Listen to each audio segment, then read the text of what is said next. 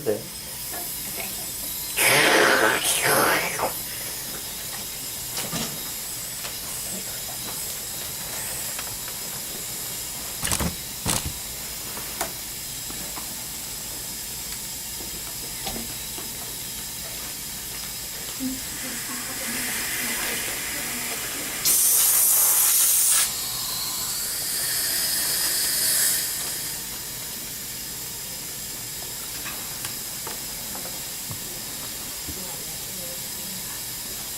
Hey Jordana, it's Mindy.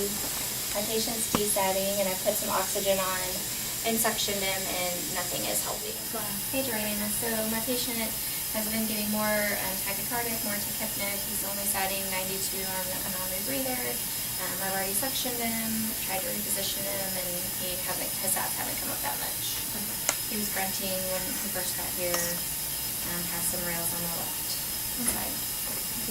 Hey Jason, how are you doing? I'm just gonna take a listen, okay?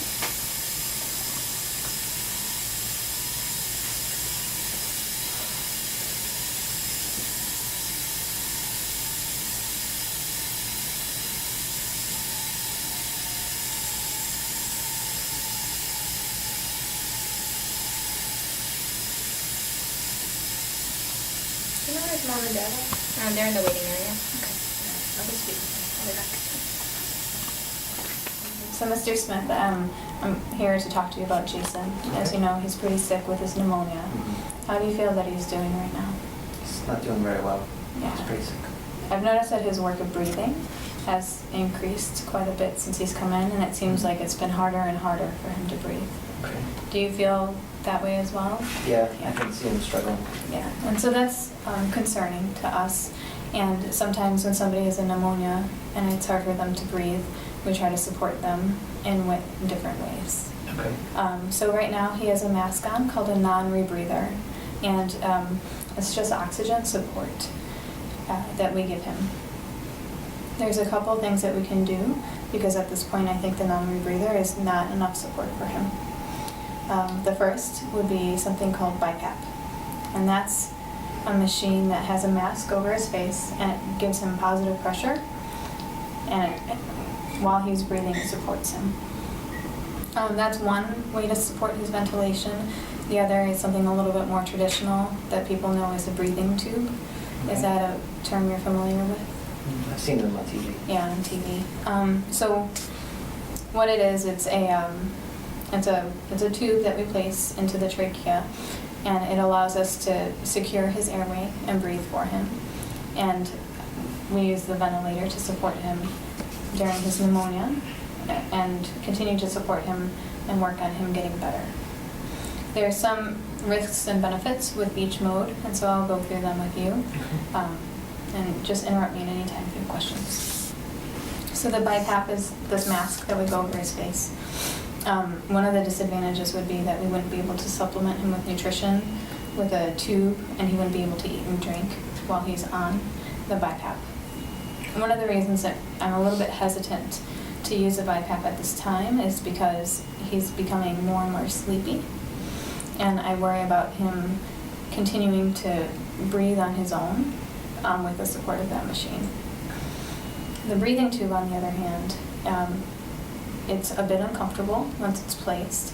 We'll give him pain medication and some medicine to keep him comfortable while the tube is in place, but we'll be able to support him much better and be able to give him nutrition to help the healing process while he's sick. Okay. Does that make sense? How long will the tube have to be in? It's a good question. It depends on the pneumonia and the course and how long it takes. It can be anywhere from 3 days to 2 weeks to a month. It's hard to know. Once we put the tube in, we get an idea of how sick his lungs are, and over the next 24 to 48 hours, I'd be able to give you a better idea of how long it will really be.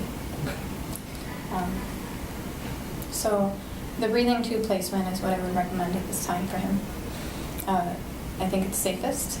It will protect him, allow us to support him best while he's sick.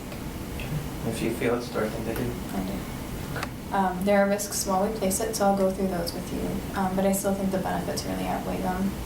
So when we place the breathing tube, we use something called a scope or a blade that's not sharp, and we look to make sure that the tube goes into the right hole, the trachea as opposed to the esophagus, the feeding tube. There's a risk that it could go into the esophagus. But we have a series of tests that we do to confirm placement. We'll get an x-ray at the end to make sure that it's in good position as well. When you transition somebody to positive pressure ventilation while they're sick, there's always the risk of low blood pressure and things like that. So he'll be on monitors. He's already on monitors, but we'll monitor him more closely during the intubation to protect him from those things. Can I be in the room when you do this? You're welcome to be in the room. It can be a little bit noisy and a little bit scary. So if there's a chair, that would probably be best. But you're welcome to stay while we place the breathing tube. Okay. Any questions? I don't think so. Okay, so we'll go back. Mom and Dad, I think at this time we're gonna intubate them. Okay. So why don't we start getting everything together? We'll start with some suction. I saw that you already had the suction up. We'll get RT ready, get some oxygen. I'll make Okay. sure we're on our monitors. Sure. We'll go from there. So Amanda, do you think we could get a bag mask with the pediatric size? An oral airway, and then from there we'll set up our ET tubes.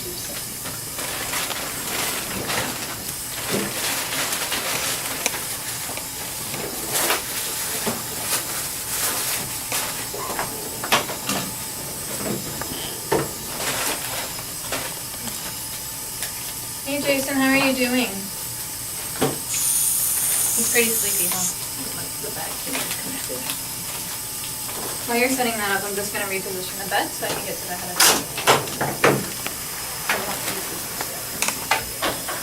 the Mindy, do you think we could get tones on our monitor? Sure, thanks. And then, how many IVs do we have? Just one. Amanda, could you grab an oral airway for me? He's 8, so 8 over 4 is 2, plus 4 is 6. We'll do a cup tube, so if we have a 5.5 and a 5.0, we'll get a 2 miller and we'll, and an end tidal detector. My section here.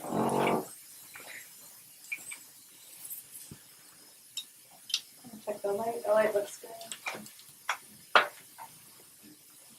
Airway.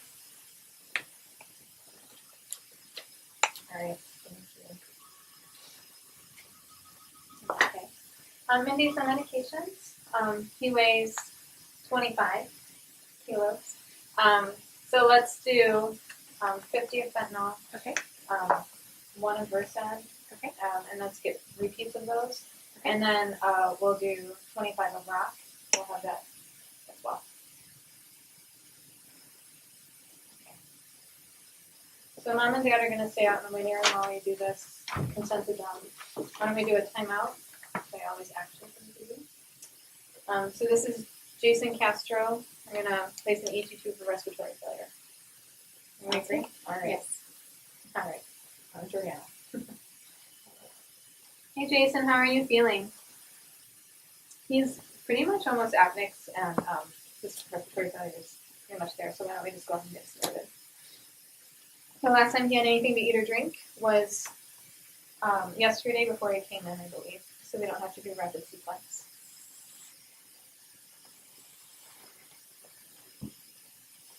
You want me to go ahead and give all the drugs now? Let's see. Yeah, why don't we start with the fentanyl and the Versed? Hold off on the rock. Do you want me to place the oral in? Okay, the fentanyl and the Versed are in. Okay. Alright. You've got good chest rise. Good neck roll.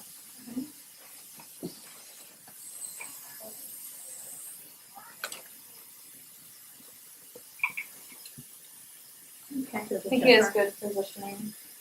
Good chest rise. His sats are only like 92%. Okay, no oral airway then.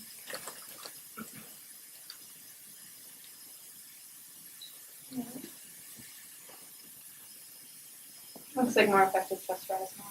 Sats are up to 100. And continue with good chest rise. Go ahead and do the rock. Okay. Rock is in. I'll give it a minute.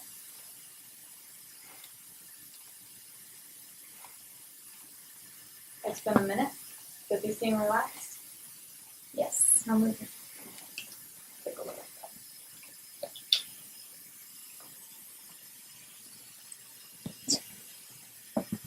Okay. I'm gonna go in person, right? And see the chords. Okay, the EPP. Thank you. Got 100%. Alright. See the chords. Then advance it to 16. There we go. Okay. Take the sound out. Thank you. Untitled.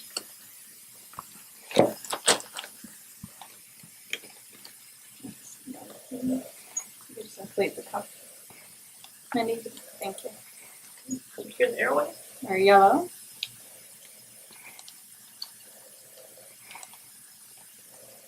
And your breath sounds.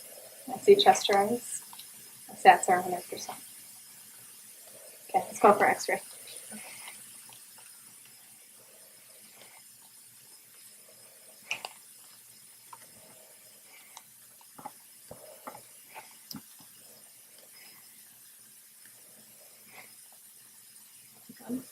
Go.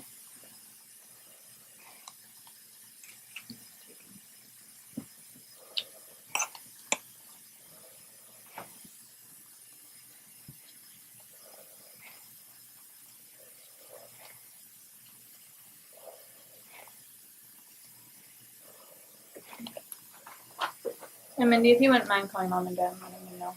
Sure. Come back when you're ready.